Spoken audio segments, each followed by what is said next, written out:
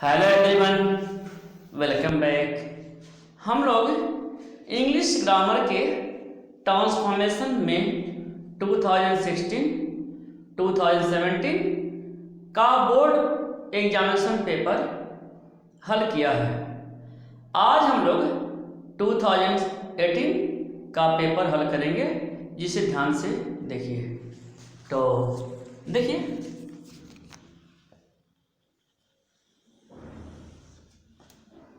Answer first का first देखिए,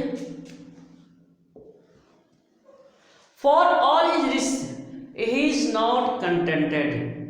मतलब अनिता के बावजूद भी ही इज नॉट कंटेंटेड, वह संतुष्ट नहीं है। यानी विरोधी भाव दिखाया गया है, इसमें विरोधी भाव को दिखाया गया है। तो कंपाउंड सेंटेंस में विरोधी भाव को दिखाने के लिए हम बट, एट, स्टिल का प्रयोग करते हैं। क्लियर? तो चलिए हम इसको स्टिल से बनाते हैं। देखिए, he has all his rich.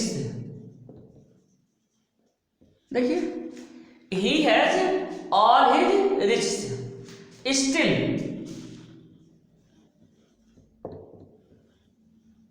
he is not contented।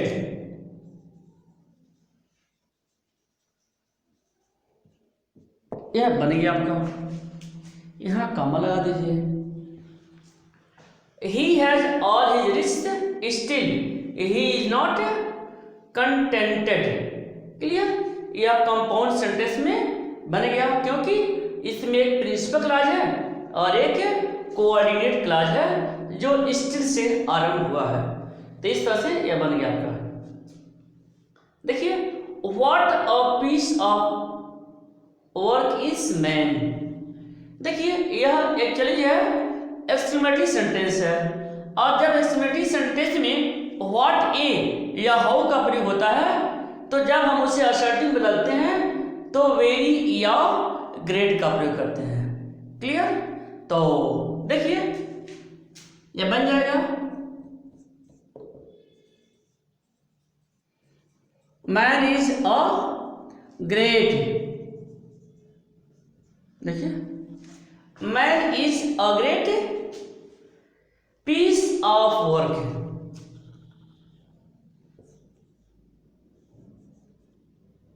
Man is a great piece of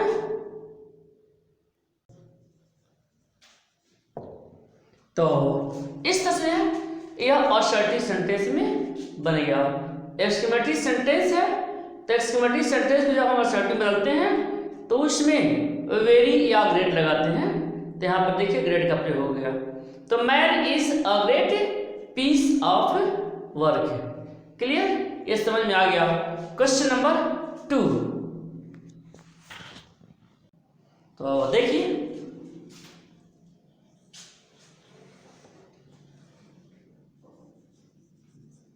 answer 2 का first, your behaviour has greatly astonished मी।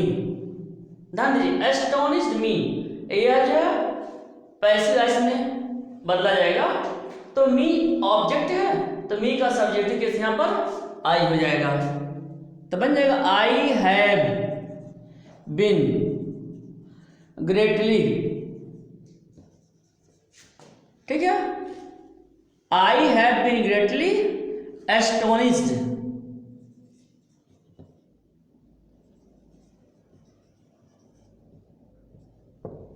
देखिए, I have been greatly astonished. Astonished के साथ ध्यान रखेंगे, बाई का प्रयोग नहीं करते हैं, बल्कि एट का प्रयोग करते हैं। यह आपको याद रखना है। एट हो गया। फिर यह आपका जो सब्जेक्ट है, यहां पर आकर ऑब्जेक्ट बन जाएगा। Eight your behaviour,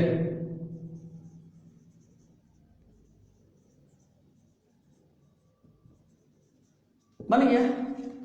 I have been greatly astonished at your behaviour. चलिए नेक्स्ट देखिए, the brave alone deserves the fair.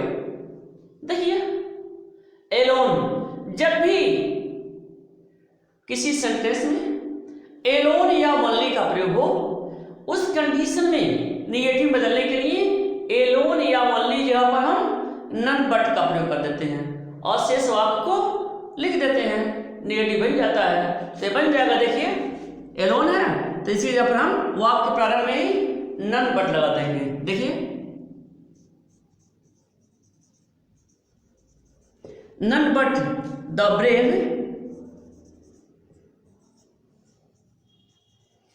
Brave deserves the fair.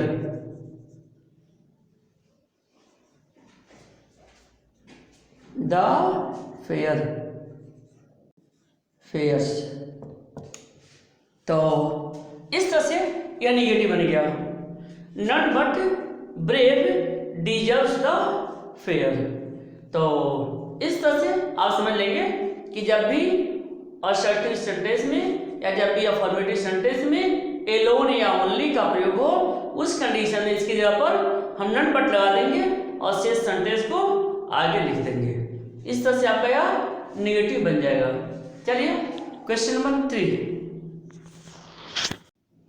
तो देखिए question number 3,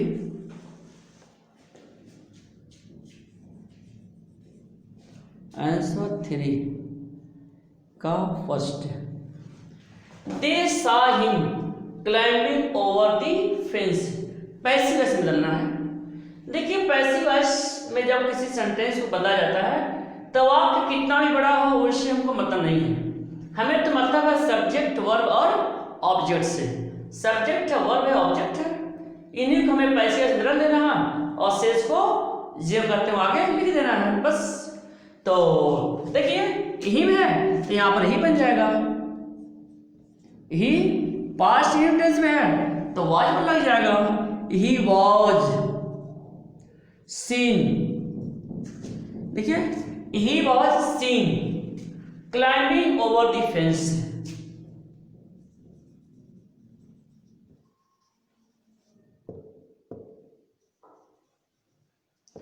over the fence. देखिए he was seen climbing over the fence. चाहे तो by them लगा सकते हैं, नहीं भी लगाएंगे तब भी कोई बात नहीं है, सेंस उसका आ जाएगा। क्लियर। चलिए,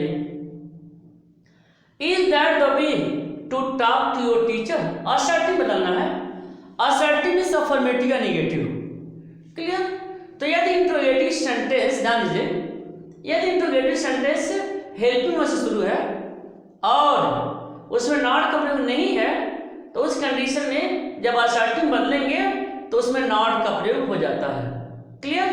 तो that is not, that is इधर आ जाएगा, that is not the way to talk your teacher, assertive में बन जाएगा। असर्टिव मींस अफर्मेटिव या नेगेटिव। तो जब इंट्रोगेटिव सेंटेंस अफर्मेटिव होगा, जब इंट्रोगेटिव सेंटेंस में नॉट का प्रयोग नहीं होगा तो उस कंडीशन में हम असर्टिव बदलते समय नॉट का प्रयोग कर देंगे तो ये बन जाएगा। देखिए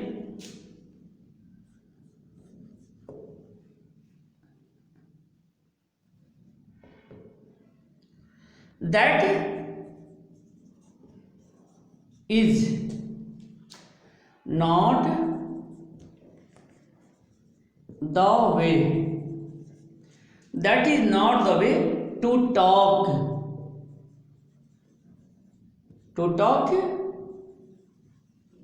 your teacher.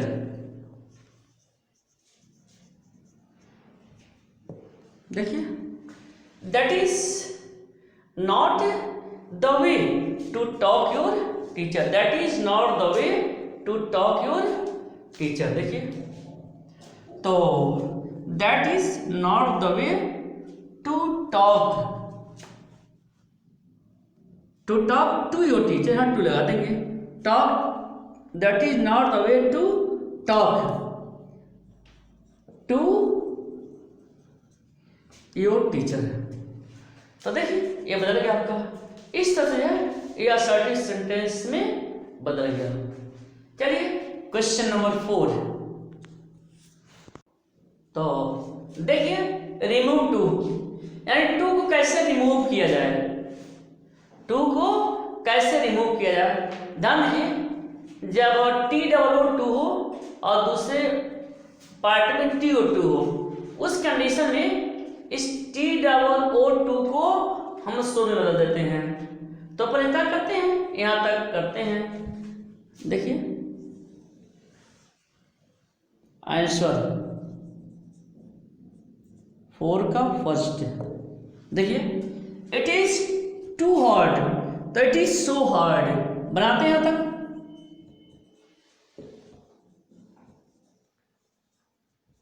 It is so hard हो गया। अब क्या करेंगे, इस इंफिनिटिव को चेंज करने के लिए पहले सब्जेक्ट के अनुसार यहां पर कोई सब्जेक्ट लगा देंगे। It is so hard that,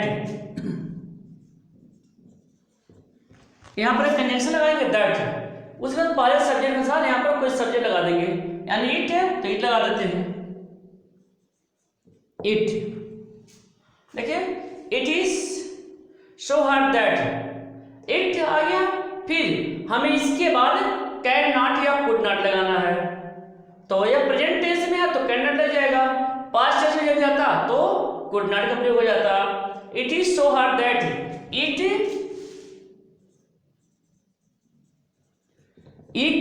can not be broken, it can not be broken. बस बदल गया। It is too hard to break, it is so hard that it can not be broken, ऐसे बन जाएगा। या आप इसे ऐसे बना सकते हैं, it is so hard that one can not break, it is so hard that one can not break, ऐसे बना सकते हैं। या आप इसे पैसिव वॉइस बनाइए, it is so hard that it can not be broken. Clear, समझ में आ गया आपके। सेकंड देखते हैं, keep clean to your surroundings. यहां पर एडवाइस किया जा रहा है, सलाह दिया जा रहा है। उस कंडीशन में हम यू आर एडवाइस टू लिख देंगे और फिर उसके बाद पूरे वाक्य को उतार देंगे। तो बनाइए इसको, you are advised, you are advised to keep clean, to keep clean, you are advised to keep clean to your surroundings,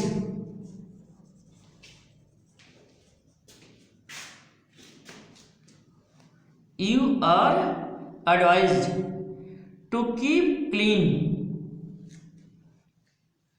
to your surroundings, या your surroundings भी लिख सकते हैं। you are advised to keep your, you are advised to keep clean your surroundings, your surroundings बदल गया। देखिए you are advised to keep clean, तो बन जाएगा you are advised to keep your surroundings,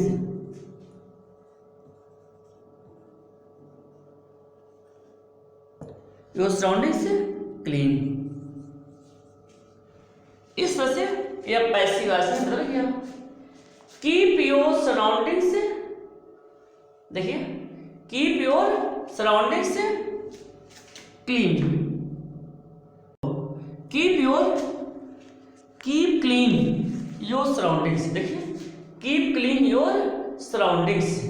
तो इसमें क्या है, एडवाइस किया जा रहा है, तो बन जाएगा you are advised to keep your surroundings clean. इस तरह से यह पैसिव वॉइस में बदल गया। चलिए क्वेश्चन नंबर 5। तो चलिए नेक्स्ट देखते हैं आंसर 5 का फर्स्ट। देखिए हिज बिहेवियर वेक्सेस मी समटाइम्स, पैसे निकलना है। हिज बिहेवियर सब्जेक्ट है, वेक्सेस आपका वर्ब है, ये आपका ऑब्जेक्ट है, ऑब्जेक्ट आकर के यहाँ सब्जेक्ट बन जाएगा। तो मी का सब्जेक्ट किस आई होता है, तो आई लिख देंगे आई एम। देखिए आई एम समटाइम्स,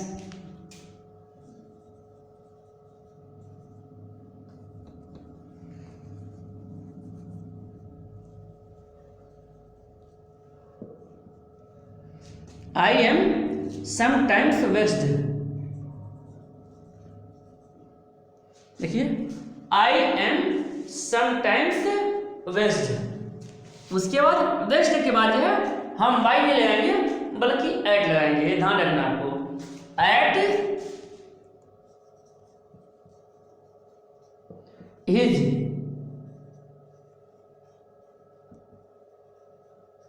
बदल गया, I am sometimes vexed at his behavior। ये पैसिव वॉइस में बदल गया, एट हिज बिहेवियर ये सब्जेक्ट है, यहाँ आकर के ऑब्जेक्ट बन गया। बस इसे देखते हैं। यह आपका जो है इम्परेटिव सेंटेंस है और इम्परेटिव सेंटेंस को लेट्स से बनाते हैं। इम्परेटिव सेंटेंस को लेट्स से बनाते हैं, शुड से बनाते हैं। चलिए हम इसे लेट्स बनाते हैं। तो पहले लेट लिखिए,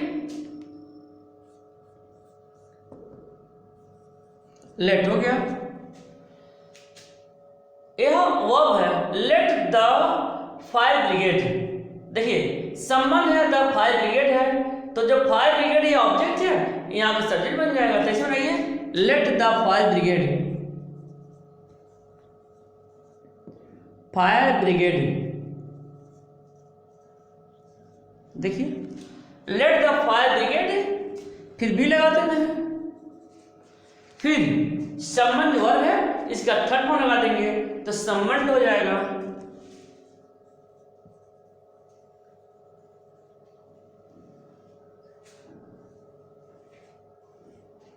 बदल गया, यानी लेट द फायर ब्रिगेड भी संबंध। समझ में आ गया। हम चाहे तो शुड से बना सकते हैं, तो शुड से बनाएंगे तो यूं बन जाएगा the fire brigade should be संबंध। ठीक है, हम चाहे तो इसको एडवाइस से बना सकते हैं, you are advised to summon the fire brigade. ऐसे हम किसी भी रूल से बना सकते हैं। चलिए क्वेश्चन नंबर 6। तो क्वेश्चन नंबर 6 देखते हैं।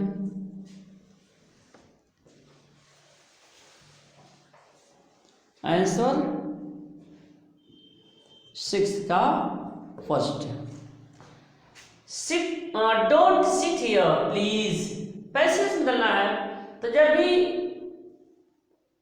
भी इंपरेटिव सेंटेंस में प्लीज का प्रयोग किया गया हो, उस कंडीशन में क्या करेंगे, उस कंडीशन में वाक्य के प्रारंभ में ही यू आर रिक्वेस्टेड टू लिख देंगे। ठीक है, प्लीज के लिए you are requested to, you are requested to लिख दिया। फिर आगे डू को हटा देंगे, you are requested, you are requested. क्योंकि निगेटिव है तो हमें इस कंडीशन में नॉट के बाद डू लगाना पड़ेगा। You are requested not to sit here. बस उधर क्या, you are requested not to sit here. Clear, बदल गया आपका। इसे देखते हैं, स्वीट म्यूजिक प्लीजेज एवरीवन। ध्यान दीजिएगा, इंट्रोगेटिव बदलना है, तो इंट्रोगेटिव बदलना है तो कई तरीके हैं इसे बदलने के लिए। यदि असर्टिव सेंटेंस अफर्मेटिव है तो उस कंडीशन में इंट्रोगेटिव बदलने के लिए एलपी को पहले लाते हैं और नॉट का प्रयोग कर देते हैं। दूसरा तरीका यह है, हम हु से भी बना सकते हैं। जैसे स्वीट म्यूजिक प्लीजेज एवरीवन, ना मधुर गीत सबको पसंद कर देती है, खुश कर देती है। तो यह सही बात है, तो बन जाएगा हु इज, बताइए हु इज नॉट, नॉट लगा देंगे, who is not please, who is not please, please के साथ बाई नहीं लगाते हैं, विद का प्रयोग करते हैं। Who is not pleased with sweet music,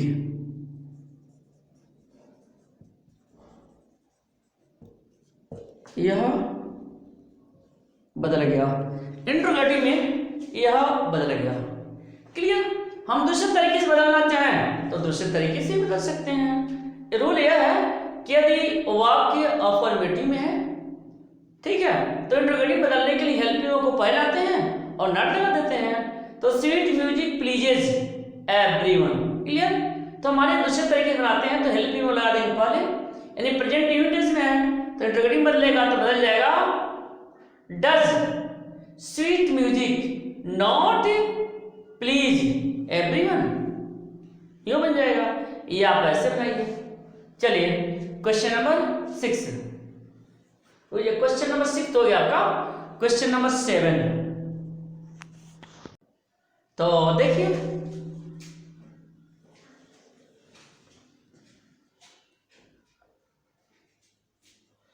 answer 7 का फर्स्ट,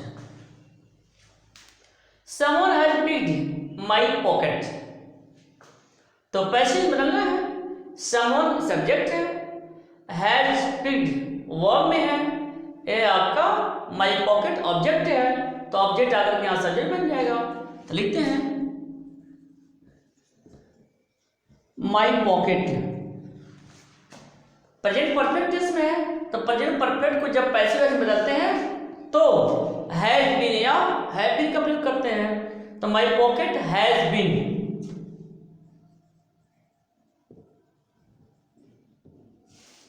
हैड बीन पिक्ड।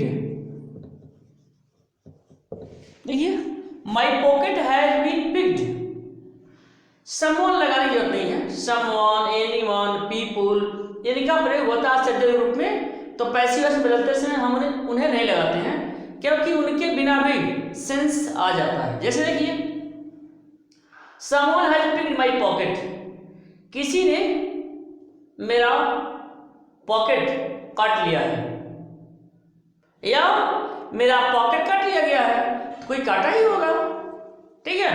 तो समवन लगाने की आवश्यकता नहीं है हमें। चलिए नेक्स्ट देखते हैं। Very few cities in India are as rich as Mumbai. ध्यान दीजिए, इससे कॉम्परेटिव बदलना है, तो इसकी वेरी फ्यू दिया गया है, तो देन के पश्चात हमें मोस्ट अदर का प्रयोग करना पड़ेगा। तो हम इसे यूं बनाएंगे, मुंबई इज,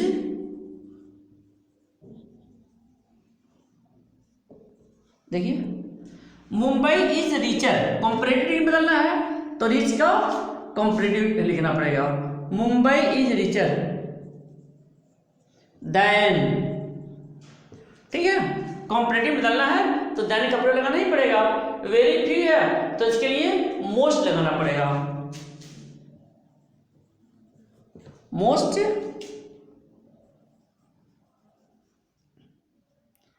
अदर सिटीज,